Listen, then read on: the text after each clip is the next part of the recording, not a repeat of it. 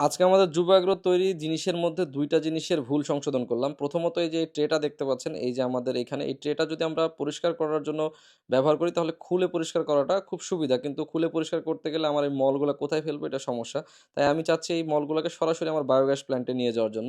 তো এজন্য আসলে আমার পানি দিয়ে আমি একবার চেক করেছিলাম। তো এই যে ২ টা ট্রে যেহেতু ফাঁকা, তো এই ফাঁকার মাঝখান দিয়ে পানি বের হয়ে যাচ্ছে। তো এটাকে আমরা এখন ঝালি দিয়ে সুন্দর করে লাগাই দিব যেন হচ্ছে আমাদের এই ট্রেটা যেন পানি যেন লিক না করে কোনো সাইড দিয়ে। তো ১ম এ ঝালাই দিতে যাচ্ছিলাম, ঝালাই দিতে ঝালাইগুলা প্লেন সিটে ঠিকঠাক মতো লাগতেছিল না। তো এই অংশটাতে আমরা এখন এমসেল পুটিং আছে যেটা, ওই যে নেগেটিভ পজিটিভ পুটিং সেটা লাগাই দিব। আর সাইড দিয়ে যখন পানি দিতেছি, পানিগুলা ছিতরায়, ছিতরায় পড়তেছে। তো এর জন্য আমরা সাইডের অংশটাকে আমরা ঠিক করে দেব। দেখেন একটা নতুন জিনিস তৈরি করলে কিন্তু বিভিন্ন রকমের প্রবলেম হয়। এটাও ঠিক সেরকম একটা নতুন জিনিস। এটা হচ্ছে আমাদের অটোমেটিক কোয়েল পাখির খাঁচা, যেখানে আমাদের ইউরোপিয়ান হোয়াইট জায়ান্ট কটনিংস কোয়েল আছে এবং এই কোয়েলটার যে মলগুলা সেটা আমাদের এই নিচে পড়ে। তো নিচে যখন আমরা পানি দিয়ে যখন ধুয়ে দিতে যাচ্ছি তখন সাইড দিয়ে যে কাভার একটু বড় না থাকার কারণে পানি ছিটতে, ছিটতে মল ছিটতে, ছিটতে নিচে পড়ে যাচ্ছে। তো এই জায়গাটা আমরা একটু আপডেট করব এবং আরো একটা বিশেষ জিনিসের আপডেট করব সেটা একটু পরে আপনাদেরকে দেখাবো। দেখেন একটা জিনিস আমরা তৈরি করার পরে বারবার কিন্তু এটা ভুল হয়। বিভিন্ন ছোটখাটো জিনিস আপডেট করতে, করতেই একটা পূর্ণাঙ্গ সুন্দর প্রোডাক্ট তৈরি হয়। এটা কিন্তু একটা সুন্দর প্রোডাক্ট হতে পারে কারণ আমাদের এই খামারে মোটামুটি ১০,০০০ এর মতো আমরা প্যারেন্টস তৈরি করব।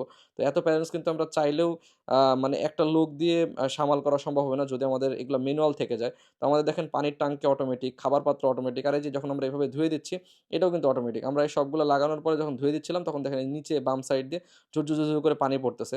তো এই জায়গাটা আসলে কোনোভাবে বন্ধ করতে পারতেছিলাম না। তো আমাদের যেহেতু এখানে ঝালাও লাগবে না, তাই আমরা পরবর্তীতে এখানে এমসেল পুটিং দেওয়ার সিদ্ধান্ত নেই। যেখানে ওই যে নেগেটিভ পজিটিভ পুটিং যদি দিয়ে দেই, তাহলে আর এরকমভাবে পানিটা পড়বে না। আর পানি যদি না পড়ে, আমরা একটা পাইপের মাধ্যমে দিয়ে একদম বায়োগ্যাস নিয়ে যেতে পারবো। আর এই যে আমাদের একটা ব্রুডার দেখতে পাচ্ছিলেন, যেটা আমরা পোড়া মোবাইলের ব্রুডার বানাইছিলাম, সেই ব্রুডারটাকে আমরা আপডেট করে এখন ব্রুডার কাম চুলা বানাবো এবং এই ব্রুডার কাম চুলাটা হচ্ছে বানানোর জন্য আমরা তৈরি করছি। করার পর আমরা টেস্টে দিয়েছি। দেওয়ার পরে দেখলাম আনসাকসেসফুল হয়নি।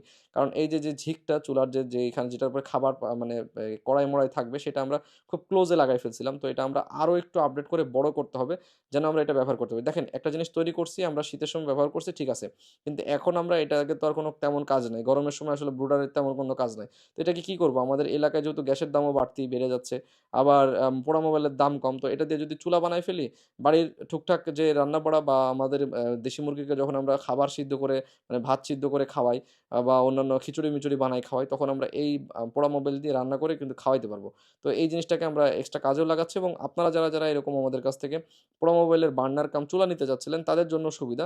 তারাও চাইলে এই চুলা দিয়ে রান্না করতেন। প্রচুর পরিমাণে হিট এবং প্রচুর পরিমাণে ফ্লেম তৈরি হচ্ছে। তো এই জিনিসটা কিন্তু আপনারা আমাদের কাছে সংগ্রহ করতে পারেন। আপনাদের শীতের সময় খামারে কাজে দিবে, আবার গরমের সময় আপনারা বাড়ির রান্না-বাড়াও করতে পারবেন।